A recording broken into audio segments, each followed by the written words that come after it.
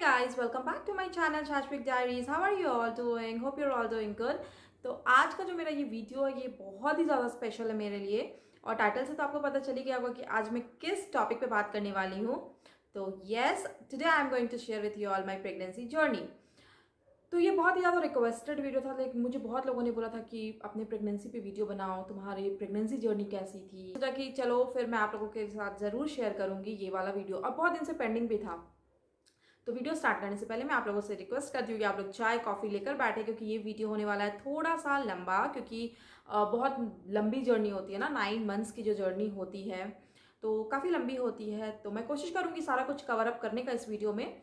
और चलिए फिर वीडियो को स्टार्ट करते हैं। तो ये जो जर्नी मेरी रही प्रेगनेंसी की, सबसे पहले तो मैं आप लोगों को बता दूँ, it was the most beautiful journey of my life. और बहुत ही पॉजिटिव था मेरा, मतलब ऐसा कुछ भी नेगेटिविटी या फिर कुछ भी माइनस प्लस ऐसा कुछ भी नहीं हुआ था। और बहुत ही स्मूथली, बहुत ही अच्छे वे में मेरा प्रेगनेंसी भी मतलब जर्नी बीता। तो इसके लिए मैंने क्या क्या किया और कैसे मैं रहती थी, क्या क्या खाती थी, वो सब मैं आप लोगों के साथ शेयर करने वाली हूँ आज। तो आदू हुआ था 28 दिसंबर 2017 को। एंड उसी ईयर मई में मुझे पता चला, मतलब उस दिन बहुत ही स्पेशल डे था वो एग्जैक्टली, क्योंकि उस दिन मदर्स डे भी था। तो 8 मई को मुझे पता चला कि मैं प्रेग्नेंट हूँ। एंड यू नो वॉट, मतलब घर पे ही हम लोग प्रेगनेंसी टेस्ट कर लिए थे, और मॉर्निंग का टाइम था। और मतलब टेस्ट करने से पहले वाले दिन मुझे बहुत ज़्यादा कन्फ्यूज़न हो रहा था कि मतलब एग्जैक्ट मुझे लग नहीं रहा था कि मैं प्रेग्नेंट होने वाली हूँ। ऐसा कुछ भी नहीं लग रहा था मुझे। और जब मैंने टेस्ट किया और जब पॉजिटिव आया तो मतलब आई वॉज टोटली शॉक्ड। मुझे समझ में नहीं आता कि मैं हंसूँ कि रोऊँ, कि मतलब खुश होना चाहिए, मतलब अजीब सा होता है, अजीब सा लगा मुझे। ऐसा नहीं लगा कि मैं बहुत ज़्यादा खुश हो गई थी यार, I am pregnant and this and that. तो फिर ऑब्वियसली हस्बैंड को तो पता चलेगा ही। तो आशु को मैंने बताया कि द रिजल्ट इज पॉजिटिव, तो he was very happy, he was also shocked, he was also not in the case कि वाह मतलब हम लोग प्रेग्नेंट हो गए, we are going to be parents, ऐसा कुछ भी नहीं हुआ था। तो यस, उस टाइम मम्मी मेरे साथ थी, मेरी मम्मी जो है, तो उस टाइम मेरी मम्मी मेरे साथ थी। और फिर हमने सोचा कि चलो ठीक है, क्योंकि कभी कभी होता है ना कि टेस्ट जो होता है कि वो फेक भी आ जाता है, फेक नहीं मतलब गलत भी हो सकता है कभी कभी। तो हमने सोचा कि एक बार और कर लेते हैं। तो 9th को मुझे याद है कि 9 मई को मैंने दोबारा से नेक्स्ट डे दोबारा किया था, क्योंकि एक किट और हमने लिया था तो वो शायद ख़राब निकल गया था। तो नेक्स्ट डे हमने फिर से जब टेस्ट किया तो पॉजिटिव आया।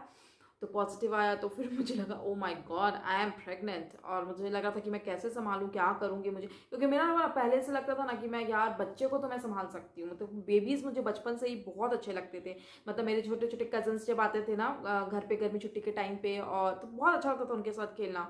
बट प्रेगनेंसी सुन के और मुझे मतलब कैरी करना एक बेबी को, it was a big task. And मतलब मुझे लग रहा था कि मैं नहीं कर पाऊंगी, एग्जैक्टली मुझे लगता था कि तो मैं हमेशा बोलती भी थी यार गोद ले लेते हैं बच्चे को, नहीं हो पाएगा ये वो। तो मैं बहुत ही अजीब सी सिचुएशन में चली गई थी उस टाइम पे। फिर 10 मई को हम लोग गए गायनिक के पास, हमने सर्च किया, गूगल सर्च किया। उस टाइम पे मैं लखनऊ में थी। तो गूगल सर्च किया तो जो भी अच्छी रेटिंग्स वाली गायनिक थी, थोड़ा सा उनका रिव्यूज़ वगैरह भी काफ़ी अच्छा था, तो हमने वहाँ गया। और यहाँ पे मैं आप लोगों को बताना चाहती हूँ कि जो मेरा स्टार्टिंग से ही जो मैंने उनसे कंसल्ट किया, तो डिलीवरी भी मेरी उन्हीं के थ्रू हुई। एंड लास्ट तक मैंने उन्हीं से कंसल्ट किया, क्योंकि मुझे कभी भी कोई भी प्रॉब्लम नहीं हुआ अपने 9 मंथ्स जर्नी में। तो दैट्स वाई, तो ये मैं आप लोगों को सजेस्ट कर सकती हूँ, अगर आप प्रेग्नेंट होते हैं तो सबसे पहले तो गायनिक के पास जाइए। और गायनिक अगर अच्छी हैं और आपको लगता है कि she is good for you, तो आप उन्हीं को कंटिन्यू कीजिए। ऐसा नहीं कि आप डिफरेंट डिफरेंट गायनिक को दिखा रहे हैं, क्योंकि उनको आपका केस स्टडी बहुत अच्छे से पता होता है, तो उसी हिसाब से वो आपका ट्रीटमेंट करती हैं। So back to the story. तो फिर 10 मई को हम लोग गए गायनिक के पास। एंड हम लखनऊ में थे, जैसा कि मैंने आप लोगों को पहले ही बताया। तो उन्होंने फिर सबसे पहले तो हमने उन्हें बताया कि यस वी आर प्रेग्नेंट, और हमने टेस्ट कर लिया था घर पे। तो शी कॉन्ग्रेचुलेटेड अस। और तब मुझे उन्होंने कुछ कुछ बातें की थी और मुझे बहुत अच्छा लगा। उसके बाद शी सेड कि बहुत अच्छी फीलिंग होती है, बहुत अच्छा होता है, ऐसे ख्याल रखना है, वैसे ख्याल रखना है। तो वो सब मैं आप लोगों के साथ अभी जस्ट डिस्कस करने वाली हूँ। तो ओके, तो गायनिक ने सबसे पहले तो मुझे ब्लड टेस्ट करने के लिए बोला। और ब्लड टेस्ट से ही पता चलता है, इसलिए बोला उन्होंने क्योंकि यूट्रस जो होता है ना, जिसमें आपका सबसे पहले देखा जाता है कि जो बेबी है वो प्रॉपर प्लेस पे है या नहीं यूट्रस पे, क्योंकि कई बार ऐसा होता है, उन्होंने जैसा कि मुझे बताया कि कई बार होता है कि बच्चे का जो डेवलपमेंट होता है वो बाहर होने लगता है यूट्रस से, तो दैट इज़ वेरी डेंजरस। और उस टाइम पे आपको फिर बेबी को अबॉर्ट करना पड़ता है या फिर कुछ ट्रीटमेंट होता होगा। तो मेरा फिर जो फर्स्ट ट्रीटमेंट मतलब फर्स्ट टेस्ट हुआ ब्लड टेस्ट, उसी दिन हुआ 10th ऑफ मई को। और उस दिन हुआ तो फिर नेक्स्ट डे मेरा रिजल्ट आया था and the baby was in the right place. But साथ ही साथ उन्होंने मुझे अल्ट्रासाउंड के लिए भी बोला था, और वो फर्स्ट अल्ट्रासाउंड था मेरा and I was too scared. But इसमें कोई भी डरने की बात नहीं है, क्योंकि ये बहुत ही नॉर्मल होता है and it is not painful at all. तो वहाँ पे मैंने फिर अल्ट्रासाउंड करवाया तो उसमें हार्ट बीट नहीं पता चला था, क्योंकि बेबी का जो मतलब 8 वीक्स हो रहा था, मुझे लगता है नहीं 7 वीक्स हो रहा था उस टाइम पे। तो उस टाइम उसका हार्ट बीट नहीं पता चला, तो मैं थोड़ा सा डर गई थी। बट उन्होंने मुझे बोला कि नहीं, ऐसा होता है कि 6 to 8 वीक्स तक आपको हार्ट बीट पता चलता है। तो फिर हमने फिर उसके बाद नेक्स्ट जब फिर डॉक्टर ने मुझे कुछ कुछ कैल्शियम, फॉलिक एसिड और ये सब की जो भी टैबलेट्स होती है, जो भी आपको प्रेगनेंसी में प्रेस्क्राइब्ड होती हैं, तो वो उन्होंने मुझे दी थी। तो वो मैंने खाना शुरू कर दिया था। 1 वीक के बाद उन्होंने मुझे बुलाया था फिर से अल्ट्रासाउंड करने के लिए एंड देन हार्ट बीट मुझे पता चला, और हार्ट बीट धक धक धक। एंड मतलब इतना वो फीलिंग मैं आप लोगों को बता नहीं सकती हूँ। जब फर्स्ट टाइम मैंने आदू की जो हार्ट बीट सुनी, मतलब मुझे लग रहा था कि ऐसा कि मेरे अंदर एक हार्ट बीट, मतलब हार्ट बीट क्या बताऊँ मैं, वो फीलिंग आपको मतलब मैं एक्सप्लेन नहीं कर सकती हूँ कि कैसा होता है। जो इसके थ्रू जाते होंगे उन्हें ही पता होगा। तो मैंने अपने प्रेगनेंसी में वो मेरा स्टार्टिंग था कि मुझे पता चल गया आदू के होने का। तो अब मैं स्टार्ट करती हूँ अपना trimester wise pregnancy journey. First trimester से मैं स्टार्ट करती हूँ। तो स्टार्टिंग में तो मैंने आप लोगों को बता दिया कि कैसे मुझे पता चला और मेरा टेस्ट कैसे हुआ, सब कुछ मैंने आप लोगों को बताया। उसके बाद क्या हुआ, टेस्ट के बाद फिर डॉक्टर से मैं मिली एंड डॉक्टर ने मुझे बोला, उस टाइम में ना मुझे कुछ पता, मुझे ना बस स्मेल बहुत ज़्यादा आती थी, लाइक किसी भी चीज़ की जो स्मेल मुझे बहुत पसंद थी, लाइक पेट्रोल की स्मेल मुझे बहुत पसंद थी, या फिर आप ये जो फिनाइल वगैरह होते हैं जिससे घर क्लीन होते हैं, फ्लोर वगैरह क्लीन होते हैं, वो सब की स्मेल मुझे बहुत अच्छी लगती थी। सडनली ऐसा हुआ ना ड्रास्टिक चेंज कि मुझे मतलब बिल्कुल अच्छा नहीं लगता था ना। अगर मसालेदार कुछ सब्जी बन रही है या फिर किचन में, तो मैं जा ही नहीं पाती थी उस टाइम पे। अगर मुझे याद है कि मेरे को राइस मुझे अच्छा लगता है दोपहर को, लेकिन उस टाइम राइस की भी स्मेल मुझे बहुत बेकार लगती थी। तो मैं फटाक से जाती थी, कुकर में सीटी लगाती थी और भाग आती थी। जब सीटी दे देता था तो नाक बंद करके जाती थी और बंद कर देती थी। तो ये स्टार्टिंग मेरा था मई जो था। और फिर डॉक्टर को मैंने बोला, मुझे उस टाइम पे नौजिया फील नहीं होता था, बट हाँ स्मेल बहुत ज़्यादा होता था। और फिर पूरे प्रेगनेंसी में हर 2 वीक पे मुझे डॉक्टर्स ने कंसल्ट करने के लिए बुलाया था। उस टाइम पे मेरी बीपी और मेरा वेट डेफिनेटली हर टाइम पे चेक होता था।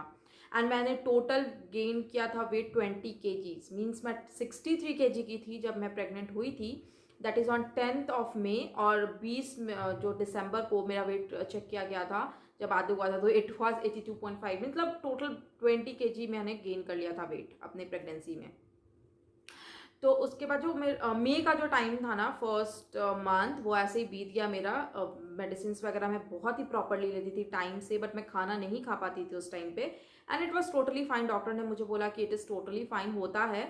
तो मैं बिस्किट्स वगैरह उस टाइम पे, मुझे डॉक्टर ने बोला कि आप कार्बोहाइड्रेट्स जितना हो सके ले लो, तो उससे आपको स्मेल और ये सब जो आपको फीलिंग आती है तो ये नहीं होगी। और मैं ना सारा दिन सोए रहती थी, मुझे उठने का मन ही नहीं करता था बिल्कुल भी। मैं सच बता रही हूँ आप लोगों को, क्योंकि ये मेरा बहुत ही ट्रू, मैं अपनी जर्नी आप लोगों से साथ शेयर कर रही हूँ। तो उस टाइम पे मुझे बिल्कुल भी मन नहीं करता था कुछ भी करने का, और बहुत ही लेजीनेस लगता था मुझे दिन के टाइम पे। तो मैं अकेली ही थी उस टाइम पे। फिर सेकेंड जब जून आया तो उस टाइम मुझे थोड़ा थोड़ा वॉमिटिंग फील होना शुरू हुआ। तो फिर मैं डॉक्टर के पास गई, और मतलब 2 वीक पे तो जाती ही थी। तो उन्होंने मुझे एक टैबलेट दिया और उन्होंने मुझे बोला कि जब आपको लगे तब आप लीजिएगा, इसको रेगुलर बेसिस पे लेने की ज़रूरत नहीं है। तो फिर मैंने मतलब मुझे हार्डली लगता है कि 3 मंथ्स तक मैंने 4 से 5 बार वॉमिट किया था। एक बार तो बहुत सारा किया था, thanks to my mother in law, कि मदर इन लॉ उस टाइम पे मेरे पास थी। मतलब 3 मंथ्स की बात है ये, वो जुलाई में आ गई थी मेरे पास। तो जून भी ऐसे ही बीता मेरा, अच्छे से बीता। और बस सोते जागते खाते पीते, मतलब उस टाइम पे भी मैं बहुत प्रॉपरली नहीं खाती थी, मैं बनाना शुरू से खाती थी। एंड उसके बाद मैं खाती थी चावल, घी के साथ मैं चावल लेती थी क्योंकि मुझे अच्छा लगता था, वो लेती थी। और अपार्ट फ्रॉम दैट बिस्किट वगैरह लेती थी, लेकिन प्रॉपर जो खाना होता है वो मैं नहीं खा पाती थी, बहुत ही कम खाती थी 3 मंथ्स तक। उसके बाद फिर इसी तरीके से जून भी बीत गया, फिर जुलाई आया, जुलाई मदर इन लॉ भी आ गई। एंड उसके बाद फिर मेरे को धीरे धीरे फिर बहुत ज़्यादा फिर भूख लगनी शुरू हो गई थी। लेकिन मैं स्टार्टिंग से ही आपको बता दूं कि मैंने प्रॉपरली टाइम से जो भी मेडिसिन मुझे प्रेस्क्राइब थी मैंने टाइम से ली थी।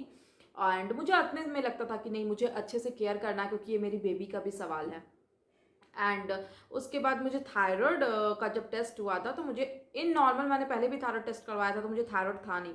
बट प्रेगनेंसी, क्योंकि आपको मैं, अगर आपको नहीं पता है तो नॉर्मल जो ह्यूमन बींग्स होते हैं, नॉर्मल लेडीज जेंट्स जो भी होते हैं, बच्चे होते हैं, उनका थायराइड लेवल सबका अलग अलग होता है। तो नॉर्मली आपका, जैसे आप प्रेग्नेंट नहीं हो, नॉन प्रेग्नेंट वुमेन हो, तो उसका थायराइड लेवल अलग होगा एंड प्रेगनेंसी में अलग होता है। तो प्रेगनेंसी वाला थायराइड मेरा थोड़ा सा बढ़ा हुआ था, तो मैं 25 mg का टैबलेट लेती थी। तो 3 मंथ्स, जो मेरा फर्स्ट 3 मंथ्स था प्रेगनेंसी का, उसमें मैंने प्रॉपरली अपना मेडिसिन लिया। एंड थायराइड की दवा, मैं, मेरी मॉर्निंग की जो स्टार्टिंग होती थी वो थायराइड की दवा से होती थी। And then after half an hour के बाद मैं कुछ पानी लेती थी, लाइक ग्लूकोज वाटर या फिर नींबू पानी या फिर डाब का पानी। ये तीनों मुझे, मेरे को चाय बिल्कुल भी पसंद नहीं था उस टाइम पे, मतलब खुद ही नहीं पसंद था, तो मैं चाय नहीं। और मेरे डॉक्टर ने ना मुझे किसी भी चीज़ के लिए मना नहीं किया था, उन्होंने बोला आपको जो अच्छा लग रहा है आप खा सकते हो। लेकिन मैंने आप लोगों को पहले ही बताया कि 3 मंथ्स तक मुझे कुछ भी खाने का मन नहीं करता था। तो बस यही था, यही चलता था। और हाँ, उस टाइम पे आप लोगों के साथ, मतलब मैंने ना बहुत रिसर्च करती थी, मैं पढ़ते रहती थी, नेट पे पढ़ लिया, बुक्स पढ़ लिए। तो उसमें मुझे मैटरनिटी पिलो के बारे में पता चला, तो मैंने सबसे पहले तो मैटरनिटी पिलो ले लिया। और वो बहुत, मैं यहाँ पे आपको पिक्चर भी पोस्ट कर दूंगी, और अगर मुझे ऑनलाइन भी मिला तो मैं लिंक भी प्रोवाइड कर दूंगी वीडियो के एंड में, डिस्क्रिप्शन बॉक्स में मैं प्रोवाइड कर दूंगी। तो उससे काफ़ी हेल्प मिला मुझे सोने में, क्योंकि मैं सो नहीं पाती थी स्टार्टिंग में ठीक से, तो उससे काफ़ी मुझे ज़्यादा हेल्प मिला था मैटरनिटी पिलो से।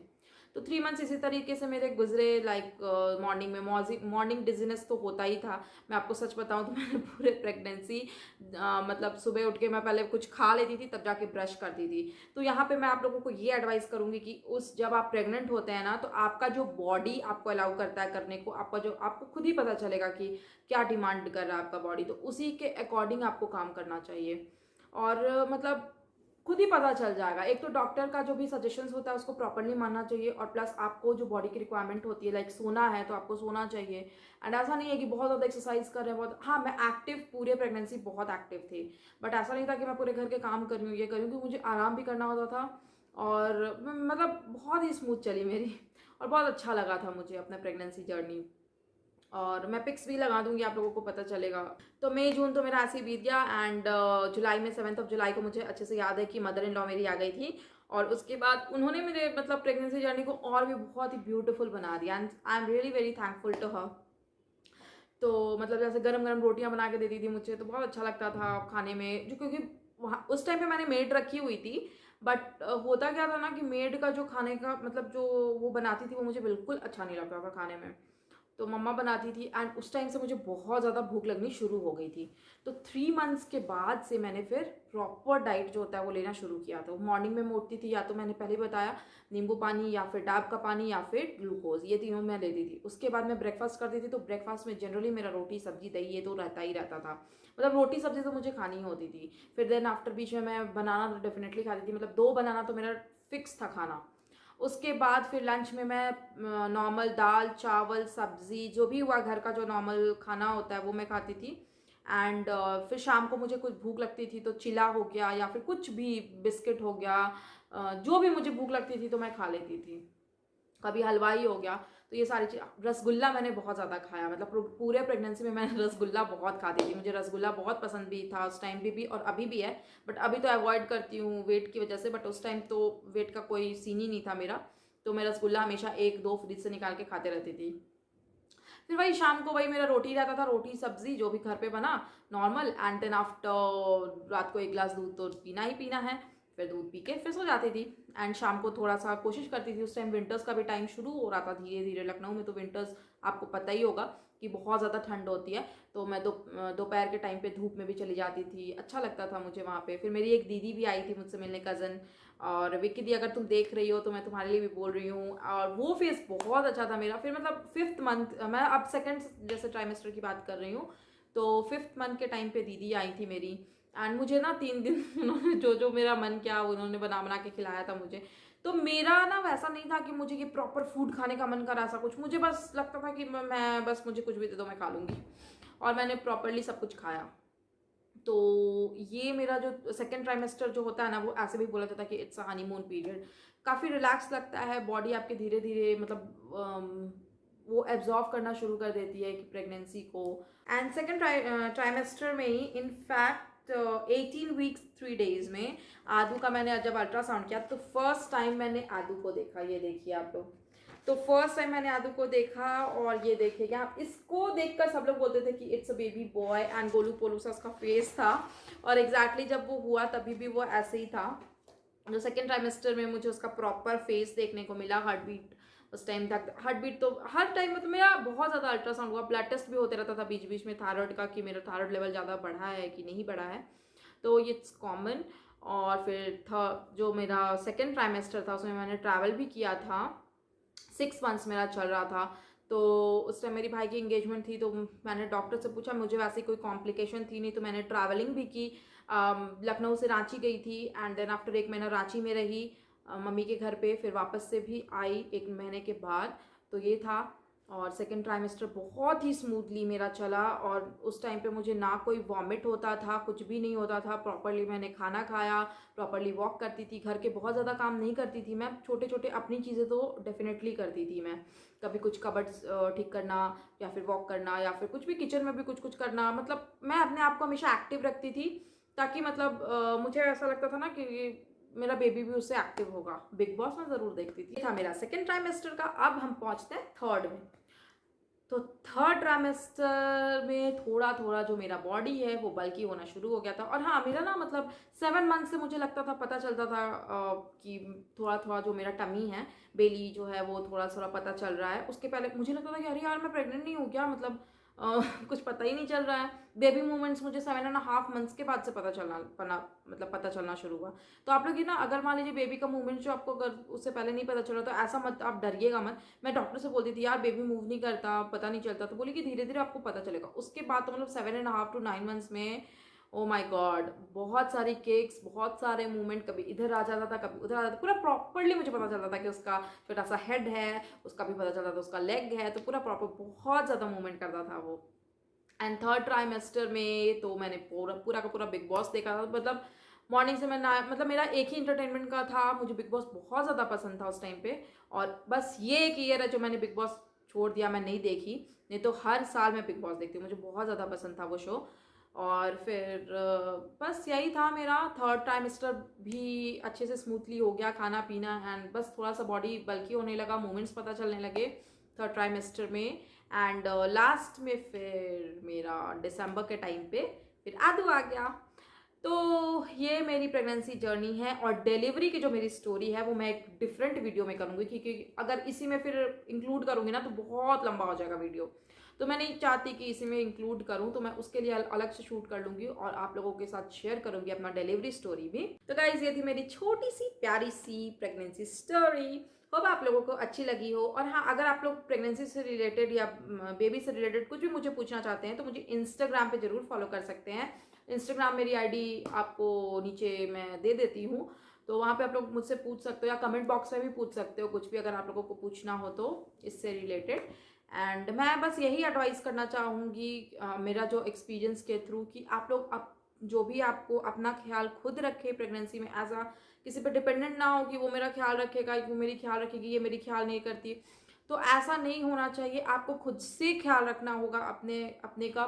माइंड को बहुत ही पॉजिटिव रखिए, नेगेटिव पीपल लोग से दूर रहिए जितना हो सके, and it is very necessary, ये बहुत ज़्यादा नेसेसरी है। टेंशन नहीं लेना है बिल्कुल भी किसी भी चीज़ का, और नेगेटिव चीज़ें भी नहीं सोचनी है, और ये नहीं सोचना कौन सोच रहा है क्या सोच रहा है, ये सब बिल्कुल भी नहीं। बस आपको फील करना है अपना प्रेगनेंसी जर्नी, एंजॉय इट, क्योंकि ये दोबारा से नहीं आने वाला अनलेस एंड अनटिल आप दोबारा से प्रेग्नेंट नहीं होते हो। तो एन्जॉय योर प्रेगनेंसी जर्नी। मैं आप लोगों को बोलना चाहूँगी कि आप अपने डिलीवरी का बिल्कुल ना सोचें कैसे होगा, क्या होगा। बहुत लोग ना डर जाते हैं कि लेबर पेन कैसे होगा और मतलब नॉर्मल होगी डिलीवरी कि मेरी ऑपरेशन से होगी, सी सेक्शन होगा, कैसे मैं ख्याल रखूँगी, ये सब नहीं सोचना है। क्योंकि जब टाइम के साथ वो बहुत ही स्मूथली सब कुछ हो जाता है। और मैं आप लोगों को आगे वाले वीडियो में ज़रूर बताऊंगी कि मेरा डिलीवरी स्टोरी क्या था और कैसे हुआ था।